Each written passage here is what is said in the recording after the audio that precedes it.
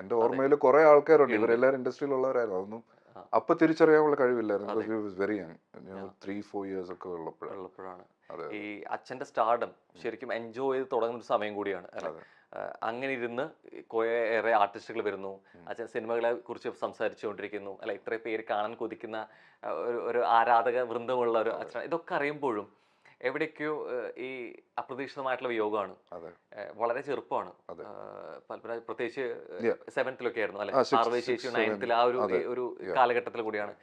ഈ എന്താണ് സംഭവിക്കുന്നതെന്ന് അറിയാൻ, തിരിച്ചറിയാൻ സമയമെടുക്കുന്നതിനേക്കാൾ മുമ്പുണ്ട ഒരു വിയോഗം കൂടിയാണ് അല്ലെ. നൽകുന്ന ഒരു അടി ഭയങ്കര ഒരു ഷോക്കാണ് അതെ. ഇത്. പക്ഷെ അതിലൊക്കെ ത്രൂ ഔട്ട് ദാറ്റ് നമ്മളെ കൊണ്ടുപോയത് ഞങ്ങളുടെ അമ്മയുടെ ഒരു വിൽ പവർ തന്നെയായിരുന്നു. നമുക്ക് അച്ഛൻ ഇല്ല എന്നുള്ളത് എന്നും അതൊരു മിസ്സിങ്, ഇപ്പോഴും 22 വർഷമായി ഇപ്പോഴും അതൊരു വലിയ മിസ്സിങ് ആണ്. പക്ഷെ നമ്മളെ ഒരിക്കലും അത് ലൈഫിൽ അതിനെക്കുറിച്ചുള്ള ഡിഫിക്കൽട്ടീസിനെ കുറിച്ച് ഒരിക്കലും ഞങ്ങളെ അമ്മ അറിയിച്ചിട്ടില്ല. It's a will power. And നമ്മുടെ കൂടെ നിന്നിട്ടുള്ളത് സുരേഷ് ഗോപി അങ്കിളും സുരേഷ് കുമാർ അങ്കിളാണ്. സോ ഇന്ന് നമുക്കൊപ്പം മൈൽ സ്റ്റോണിന്റെ ഒപ്പം വിശേഷങ്ങളായിട്ട് ഇരിക്കുമ്പോൾ എടുത്തു പറയേണ്ട ഒരു കാര്യം കൂടിയാണ്. കാരണം പ്രത്യേകിച്ച് നമ്മുടെ ഒരു ഫാമിലി അംഗം കൂടിയാണ്, പ്രത്യേകിച്ച് അതുപോലെ തന്നെ സുരേഷ് ചേട്ടനും. ഈ അച്ഛന്റെ വിയോഗത്തിലും അല്ലെങ്കിൽ പ്രധാനമായിട്ട് പെങ്ങളുടെ ഒരു കല്യാണം വരുന്ന സമയത്താണെങ്കിലും അച്ഛന്റെ സ്ഥാനത്ത് നിന്ന് അല്ലെ, സുരേഷ് ചേട്ടനാണെന്നുണ്ടെങ്കിലും രാജി ചേച്ചിയാണെന്നുണ്ടെങ്കിലും ഒക്കെ ഒപ്പം നിന്ന് കണ്ട അതാണ് ആ സ്ഥാനം. മമ്മൂക്കയാണെന്നുണ്ടെങ്കിലും ഒപ്പം മാനേജ് അങ്ങനെ ഒരു സാന്നിധ്യം അവിടെ. ഈ വിയോഗം അല്ലെങ്കിൽ നിങ്ങൾക്ക് ഒരു മിസ്സിംഗ് ഒരു രീതിയിൽ വരുത്തരുതെന്നുള്ളൊരു ദൃഢനിശ്ചയം ഉണ്ടായിരുന്നു. അതെ അതെ അതെ അത് അച്ഛന്റെ ബ്ലെസ്സിങ്സ് ആയിട്ട് തന്നെയാണ് കരുതുന്നത്. അച്ഛൻ എന്തുമാത്രം അവരുമായിട്ട് റിലേഷൻഷിപ്പ് മെയിൻറ്റെയിൻ ചെയ്തിരുന്നു എന്നുള്ളതിന്റെ ഒരു റിഫ്ലക്ഷൻ ആയിട്ടാണ് ഞങ്ങളത് കാണുന്നത്. പിന്നെ സുരേഷ് ഗോപി അങ്കിളുടെ കാര്യത്തിൽ പ്രത്യേകം പറയണമെങ്കിൽ സുരേഷ് ഗോപി അങ്കിൾ ഇങ്ങനെയാണ്. പിന്നെ ഇപ്പോ എനിക്ക് മാത്രമല്ല, ഞങ്ങൾക്ക് മാത്രമല്ല, പേഴ്സണലി അല്ല, സുരേഷ് ഗോപി അങ്കിളുടെ കൂടെ പല ചാരിറ്റി വർക്ക്സ് ചെയ്യുന്ന ആൾക്കാരുണ്ട് സുരേഷ് ഗോപി അങ്കിൾ. അത് അങ്കിൾ ഒന്നും കണ്ടിട്ടൊന്നുമല്ല. He's generally like that. It's very ഇൻഡസ്ട്രിയിലിരുന്ന് ഇങ്ങനെ ഒരു സോളിനെ കാണുന്നത് ഭയങ്കര അപൂർവമാണ് എന്നുള്ളതാണ്. ഞങ്ങൾ മൈൽ സ്റ്റോൺ മേക്കേഴ്സിന്റെ സുരേഷ് ഗോപി അദ്ദേഹത്തെ വെച്ചിട്ട് ഒരു ഫാൻസ് മീറ്റ് വെച്ചിട്ടുണ്ട്. തീർച്ചയായിട്ടും പ്രതീക്ഷിച്ച ഒരു സാന്നിധ്യം ഉറപ്പായിട്ടും വരേണ്ട പരിപാടിയായിരുന്നു. ഞാൻ നാട്ടിലില്ലായിരുന്നു, ഞാൻ ദുബായിലായിരുന്നു. അവിടെ ഇച്ചിരി പരിപാടിയൊക്കെ ആയിട്ട് നിൽക്കുമായിരുന്നു, അതുകൊണ്ട് വരാൻ പറ്റാതെ. ഇനി ഒരു പരിപാടി വെക്കുമ്പോൾ ഡെഫിനറ്റ്ലി അന്നൊരു പക്ഷെ വന്നിരുന്നെങ്കിൽ ഞങ്ങൾക്ക് കിട്ടാവുന്ന ഒരു പക്ഷെ അന്ന് ആ ഫാൻസ് മീറ്റ് കണ്ടുകൊണ്ടിരിക്കുന്ന പ്രേക്ഷകരുടെ ഏറ്റവും വലിയ നല്ലൊരു മൊമെന്റ് കൂടിയായി പോയേനെ എന്നുള്ളതാണ്. എനിക്കായിരുന്നു മിസ്സിംഗ്. സുരേഷ് ഗോപി അങ്കിളിന് അതൊരു മിസ്സിംഗ് അല്ല, എനിക്കതൊരു വലിയ മിസ്സായി പോയി. നാട്ടിലില്ലായിരുന്നു, ഇല്ലെങ്കിൽ ഞാൻ ഉറപ്പായിട്ടും വന്നേനെ. ഈ പലപ്പോഴും രതീഷ് എന്നൊരു താരോദയത്തിന് പറയുമ്പോൾ തന്നെ ഈ വരുന്ന കൂടുതലും ഐവിശേഷി ചിത്രത്തിലൂടെയാണ്. അത് ശ്രദ്ധിച്ച പടം എന്നുള്ള തുഷാരം കൂടിയാണ്. ഒപ്പം തന്നെ ഈ വളർച്ചയുടെ ഒപ്പം തന്നെ എടുത്തു പറയുന്ന ഒരു കാര്യമുണ്ട്, ജയൻ എന്ന അദ്ദേഹത്തിന്റെ അസാന്നിധ്യം കൂടി കുറേയേറെ സാധ്യതകൾ വന്നു എന്നുള്ളത്. ഇത്തരത്തില് ആ സമയത്ത് ഒരു ചർച്ചകളോ അല്ലെങ്കിൽ ഈ വിശേഷങ്ങളൊക്കെ അച്ഛൻ പങ്കുവച്ചിട്ടുണ്ടോ? ഇല്ല ഇല്ല, നമ്മൾ അതിനെ കുറിച്ച് അങ്ങനെ പറഞ്ഞ പോലെ നേരത്തെ വി വർ വെരി യങ്. അപ്പൊ നമുക്കിടയിൽ സിനിമയെ കുറിച്ചുള്ള ഒരു ഡിസ്കഷൻ ഒന്നും ഇല്ലായിരുന്നു. നമുക്ക് അച്ഛൻ വന്നു കഴിഞ്ഞാൽ കറങ്ങാം, ഹോളിഡേ എവിടെയെങ്കിലും പോവുക, അങ്ങനത്തെ പരിപാടികൾ ഭയങ്കര ജോളി ആയിട്ട്. വളരെ ലേറ്റ് ആയിട്ടാണ് നമ്മൾ അറിയുന്നത് അച്ഛന്റെ ഒരു how big an actor he's in Malayalam industry എന്നുള്ളത്. നമ്മൾ അറിയുമ്പോഴത്തേക്കും വൈകിപ്പോയി. ഡെഫിനറ്റ്ലി തിരിച്ചറിഞ്ഞത് വളരെ ലേറ്റ് ആയിട്ടാണ്. അപ്പൊ ഞാൻ പറയാറുണ്ട്, ഞാൻ അച്ഛന്റെ പടം കമ്മീഷണർ കണ്ടിട്ടാണ് ഞാൻ ആക്ടിങ്ങിലോട്ട് ഐ മീൻ വില്ലൺ ആവണം എന്നുള്ള ഒരു ഇത് വരുന്നത്. ലൈക്ക് നന്നായി, ബിക്കോസ് ഹീറോ പടങ്ങളൊക്കെ കണ്ടിരുന്നെങ്കിൽ ചിലപ്പോൾ ഞാൻ ആക്ടിങ്ങിന് വരത്തില്ലായിരുന്നു. പെർഫോം അത്രയും വലിയൊരു പെർഫോമൻസ് ഒക്കെ ചെയ്തു. അതെ അതെ അതെ.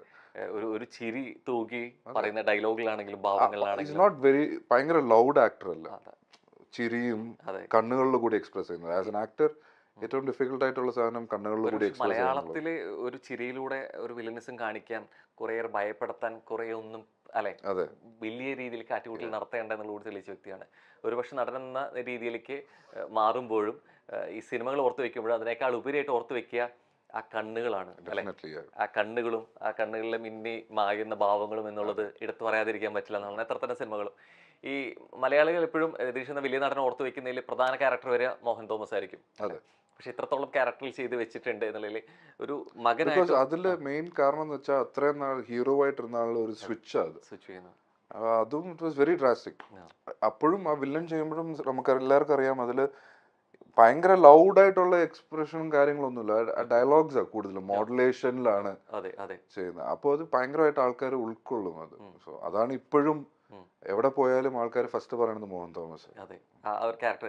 പക്ഷെ എന്റെ ചോദ്യം അതായിരുന്നു, ഈ ക്യാരക്ടർ പറയുമ്പോഴും ഒരു മകൻ നിലയിലും അല്ലെങ്കിൽ ഒരു നടൻ എന്നുള്ള രീതിയിൽ കുറേയേറെ ഒബ്സർവ് ചെയ്തിട്ടുണ്ട് അച്ഛനെ. അത്തരത്തിൽ ഏത് വേഷ ഏറ്റവും കൂടുതൽ ഓർത്തു വെക്കുന്നത് ശരിക്കും? ഞാൻ ശരിക്കും കമ്മീഷണറാണ് എൻ്റെ ഫസ്റ്റ് ഫേവറേറ്റ്. അത് കഴിഞ്ഞ് എനിക്കുള്ളത് രാജാവിൻ്റെ മകനിലെ ക്യാരക്ടർ ഇഷ്ടമാണ്, കൃഷ്ണദാസ് എന്ന് പറഞ്ഞ politician.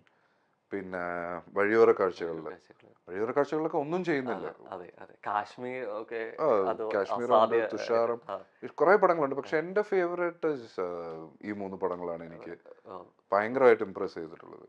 As an actor, as A dad, അച്ഛൻ എന്നതിനെക്കാട്ടിലും ആസ് എൻ ആക്ടർ എന്നുള്ള ഒരു ഇതിൽ നമുക്ക് ഇങ്ങനെയൊക്കെ പെർഫോം ചെയ്യാൻ പറ്റും, നമ്മൾ ഇതുപോലെയൊക്കെ ചെയ്യണം എന്നുള്ളത് തോന്നിയിട്ടുള്ളത് ഈ 3 ക്യാരക്ടേഴ്സിലാണ്. ബിക്കോസ് ഞാൻ ഈ കുറെ പടങ്ങൾ കാണാനിരിക്കുന്നേ ഉള്ളൂ.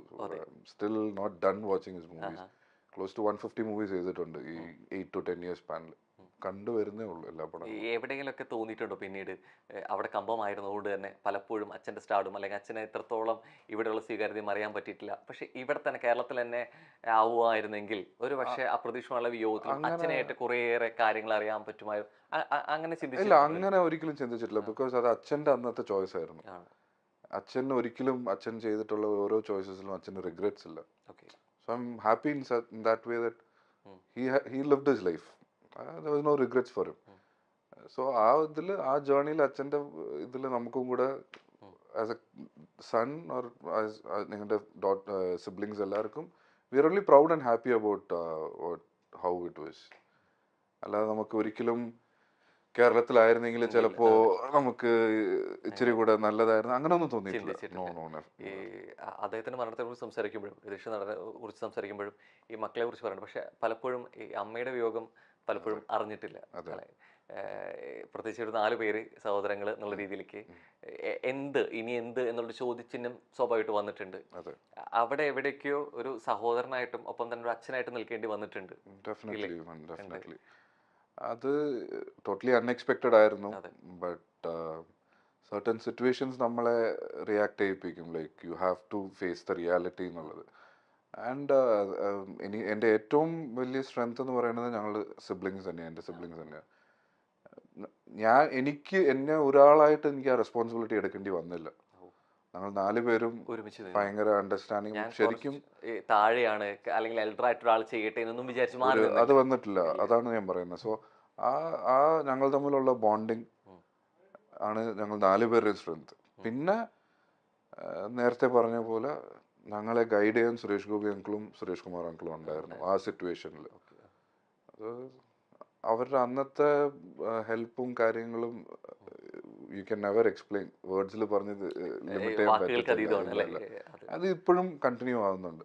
ബിക്കോസ് അവരുടെ ഈ 2 വ്യക്തികൾ മാത്രമല്ല, ഞാൻ അവർ 2 പേരെയും പറയുമ്പോൾ ഇവരുടെ ഫാമിലിയും കൂടെ അവരും. ഇപ്പൊ ഞങ്ങൾ 4 പേരും ഉണ്ടായിരുന്നത് സുരേഷ് ഗോപി അങ്കിളുടെ മക്കളുമായി, സുരേഷ് കുമാർ അങ്കിളുടെ മക്കളുമായി. ഞങ്ങൾ എല്ലാവരും ഞങ്ങൾ ട്രിവാൻഡ്രം ഷിഫ്റ്റ് ആകാൻ കാരണം തന്നെ അതാണ്, അവർ 2 പേരും അവിടെ ഉള്ളതുകൊണ്ട്. അല്ലെങ്കിൽ ഞങ്ങൾ എപ്പോഴും would have gone back to Tamil Nadu. ഞങ്ങൾ ചിലപ്പോൾ വരുത്തേയില്ലായിരുന്നു. Maybe it would have happen some time, maybe, അറിയത്തില്ല. അവരുള്ളതുകൊണ്ടാണ് ഞങ്ങൾ ട്രിവാൻഡ്രത്തോട്ട് ഷിഫ്റ്റ് ആയത്. ഈ പലപ്പോഴും അച്ഛന്മാർ ഉള്ള സിനിമയിൽ മക്കൾ വരുന്ന രീതിയിലേക്ക് നമ്മൾ സോകോൾ നെപ്പോ കിഡ്സ് ഒക്കെ എന്ന് വിളിക്കുമ്പോഴും അവരുടെ സാന്നിധ്യത്തിൽ വന്നവരാണ്. ഇപ്പോ പൽരാജ് അത്തരത്തിൽ വന്നാണെങ്കിൽ പോലും അച്ഛന്റെ സാന്നിധ്യം ഉണ്ടായിരുന്നില്ല. എവിടേക്കോ നമ്മൾ സപ്പോർട്ട് ചെയ്യുന്നുണ്ടെങ്കിൽ പോലും ഈ വഴി അത്രത്തോളം ഈസി ആയിരുന്നില്ല, അല്ലെ?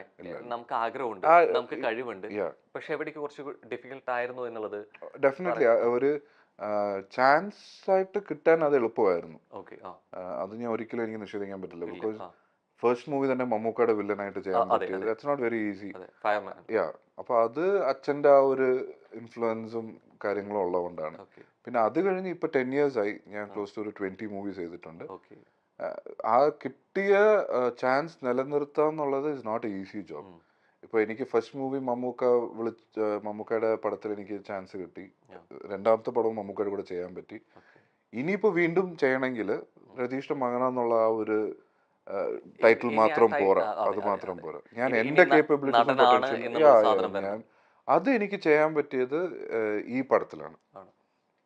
DNA-ലാണ് എനിക്ക് ചെയ്യാൻ പറ്റിയത്. ബിക്കോസ് ഇതുവരെ എനിക്ക് കിട്ടിയിട്ടുള്ള റെസ്പോൺസിലിരുന്ന് മാറിയുള്ള റെസ്പോൺസാണ് ഞാൻ ചെയ്തിട്ടുള്ള ക്യാരക്ടറിന് കിട്ടാനുള്ളത്. നടൻ നിലയിൽ ഏറ്റവും കൂടുതൽ സംതൃപ്തി നൽകിയത് DNA ആണ്. ഡെഫിനറ്റ്ലി നോ ഡൗട്ട് ഉണ്ട്. അതിന്റെ ഫുൾ ക്രെഡിറ്റ് എനിക്ക് തരേണ്ടത് സുരേഷ് ബാബു സാറിന് തന്നെയാണ്. ബിക്കോസ് ആ പടം ചെയ്തപ്പോൾ ഇത് ത്രൂ ഔട്ട് ഉള്ള ഒരു ക്യാരക്ടർ ഞാൻ ഇതുവരെ ചെയ്തിട്ടില്ല. ഇങ്ങനെ ഒരു ലെങ്തി ക്യാരക്ടർ ഞാൻ ചെയ്തിട്ടില്ല. First time I am doing it.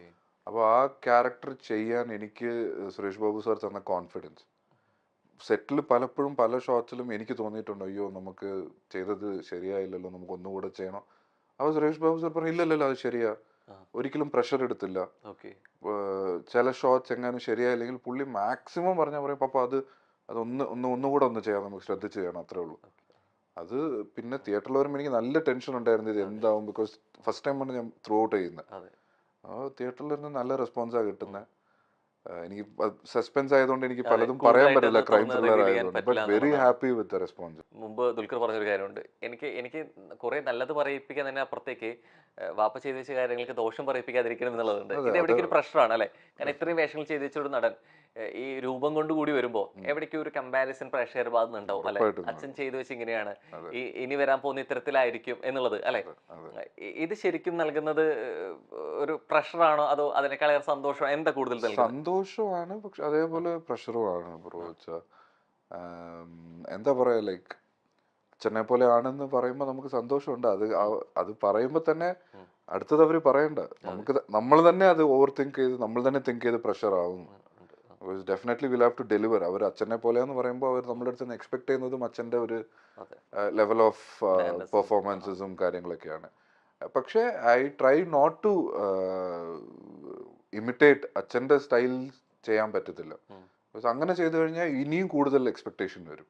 So എൻ്റെതായിട്ടുള്ള ഒരു സ്റ്റൈലിൽ പുള്ളി ചെയ്തു വെച്ചിരിക്കുന്ന പോലത്തെ ക്യാരക്ടേഴ്സ് ചെയ്യണമെന്നുള്ള ഒരു ആഗ്രഹമേ ഉള്ളൂ, not to imitate his style. ഇപ്പൊ ഒരു നെപ്പോ കിഡ് എന്നുള്ളൊരു ഹാഷ്ടാഗ് കൂടെ എടുക്കുന്നതുകൊണ്ട് തന്നെ ഇതിന്റെ അളവ് കുറെ കൂടി കൂടും അല്ലെ? പ്രത്യേകിച്ച് എന്നുള്ള രീതിയിലേക്ക് ഒരു എൻട്രി കുറെ കൂടി ഈസി ആണെന്നുണ്ടെങ്കിൽ ഈ വിമർശനത്തിന്റെ കട്ടി കുറച്ച് കൂടുന്നു പറയും അല്ലെ? എടുത്തടിച്ച് പറയും അത് അങ്ങനെ വന്നതല്ല, അങ്ങനെ കിട്ടിയത് ചാൻസ് ഇല്ല എന്നുള്ളത്. തുടക്കാലത്ത് ഗംഭീരമായിട്ട് അത് കേൾക്കേണ്ടി വന്നിട്ടുണ്ട്. ഇത് എപ്പോ മുതലാണ് ഇത് തരണം ചെയ്ത് ഫേസ് ചെയ്യേണ്ടി വരുന്നു എന്നുള്ള സിറ്റുവേഷൻ ഉണ്ടെങ്കിൽ ഇനിഷ്യലി ഫസ്റ്റ് ആയിട്ട് എനിക്ക് ക്രിറ്റിസിസം കിട്ടിയപ്പോ I was very down. Because I'm not used to it. First of all, ഞാൻ ഒരു പബ്ലിക് ആയിട്ടുള്ള ഒരു പ്ലാറ്റ്ഫോമിൽ തന്നെ ഐ എം നോട്ട് യൂസ്ഡ്. ഞാൻ സ്റ്റാർ കിഡ് ആണെങ്കിൽ പോലും I'm not used to all of this. അങ്ങനെയുള്ളപ്പോൾ എനിക്ക് ഫസ്റ്റ് ആയിട്ട് ഒരു പടത്തിൽ കിട്ടിയ ക്രിറ്റിസിസം പുറത്ത് പറയാൻ പറ്റത്തില്ല, ഒരിക്കലും പറയാൻ പറ്റില്ല. ഇപ്പോഴും എവിടെയെങ്കിലൊക്കെ കാണും. സെക്കൻഡ് മൂവി, ഫസ്റ്റ് മൂവിക്ക് എനിക്ക് നല്ല ഇതായിരുന്നു. പിന്നെ for the next movie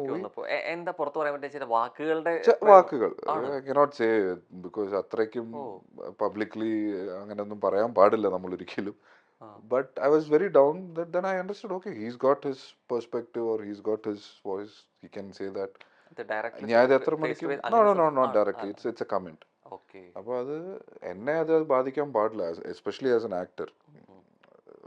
V are very private life ഒന്നുമില്ല നമുക്ക്. നമുക്ക് ഒരാൾ നമ്മളുടെ അടുത്ത് വന്ന് പടം കൊള്ളാം അല്ലെങ്കിൽ നിങ്ങളുടെ ക്യാരക്ടർ കൊള്ളാം എന്ന് പറയുമ്പോൾ വി ആർ വെരി ഹാപ്പി. അതുപോലെ തന്നെയാണ് when you get A negative review also learn from it. അത് നമ്മൾ അത്രയും പേഴ്സണലായിട്ട് എടുക്കാതിരുന്നാൽ മതി. പേഴ്സണലായിട്ട് ഞാൻ അന്ന് പേഴ്സണലായിട്ട് എടുത്തു. ബട്ട് അത് കഴിഞ്ഞ് എനിക്ക് അങ്ങനെ വലിയ ക്രിറ്റിസിസം വന്നിട്ടില്ല. വന്നാലും I will be okay with it. I am very open for both. ഈ പ്രതികരണങ്ങൾ എന്നുള്ളത് ഒപ്പം ഈ നടൻ പറയുന്നതിൻ്റെ ഒപ്പം തന്നെ നടന്മാരെ കുറിച്ച് തന്നെ സിനിമകളെ കുറിച്ച് രണ്ട് രീതിയിലേക്ക് വരാം അല്ലെ? DNA ഇപ്പോൾ ചർച്ച ചെയ്യപ്പെടുന്നത് അതിൻ്റെ വിജയപരാജയങ്ങളിലോ അതിൻ്റെ സിനിമയുടെ കണ്ടന്റിനെ കുറിച്ചുള്ള അതിനപ്പുറത്തേക്ക് അതിൻ്റെ പ്രൊമോഷനുമായി ബന്ധപ്പെട്ട ആ വിഷയത്തെ ഒരു വിവാദത്തെ ചൊല്ലിയാണ് അല്ലെ? അഷ്കറും നടങ്കിൽ അല്ലെ? അപ്പോൾ പ്രത്യേകിച്ച് നായിക രണ്ടുപേരും ഇരിക്കുന്ന സമയത്തായിരുന്നു അത്തരത്തിലൊരു ചോദ്യം വരുന്നു, പരാമർശം വരുന്നു. ഇത് ഏതെങ്കിലും തരത്തിൽ ഒരു കോ ആക്ടർക്ക് അത്തരത്തിലൊരു അനുഭവം വരുന്നു, ചോദ്യം നേരിടേണ്ടി വരുന്നു? യു ഷുഡന്റ്, എസ്പെഷ്യലി നമ്മൾ എല്ലാവരും ഇൻഡസ്ട്രിയിലുള്ള ആൾക്കാർ, you guys supporters in a lot of ways. We also support you guys in a lot of ways. അപ്പോൾ അങ്ങനെയുള്ള ഒരു മീഡിയം വന്നിട്ട് അതിലുള്ള ഒരു ആങ്കർ ഒരിക്കലും അങ്ങനത്തെ ഒരു ക്വസ്റ്റ്യൻ ചോദിക്കരുത്. You can create controversies, but ഒരാളുടെ അടുത്ത് പേഴ്സണലി അങ്ങനെ ചോദിക്കാൻ പാടില്ല. It's so wrong to ask a question like that. എനിക്ക് തോന്നുന്നത് ഇവിടെ മാത്രമേ ഇങ്ങനെയൊക്കെ നടക്കത്തുള്ളൂ എന്ന് തോന്നുന്നു. പുറത്തൊന്നും I don't think people come up with questions like this. Because നമ്മൾ ഒരാളെ ടാർഗറ്റ് ചെയ്ത് ചോദിക്കുന്നത് she's very specifically asking Hannah. So അങ്ങനെ ഉള്ളപ്പോൾ എൻ്റെ പേഴ്സണൽ ഇത് shouldn't have reacted there because it's a very substandard question. അങ്ങനെ ഉള്ളപ്പോൾ you should have just walked out from there. ഞാൻ ഹന്നയുടെ അടുത്ത് പറഞ്ഞായിരുന്നു, we spoke about it. But momentarily നമ്മൾ എന്ത് ചെയ്യും, റിയാക്ട് ചെയ്ത് പോകും. ഇപ്പൊ നമ്മൾ സംസാരിച്ചുകൊണ്ടിരിക്കുമ്പോൾ നിങ്ങൾ ചോദിക്കുന്ന ക്വസ്റ്റ്യനെ മൊമെന്ററി ആയിട്ട് റിയാക്ട് ചെയ്യുന്നത്. നമ്മളൊരു സെക്കൻഡ് തോട്ടിലോട്ട് പോകില്ല.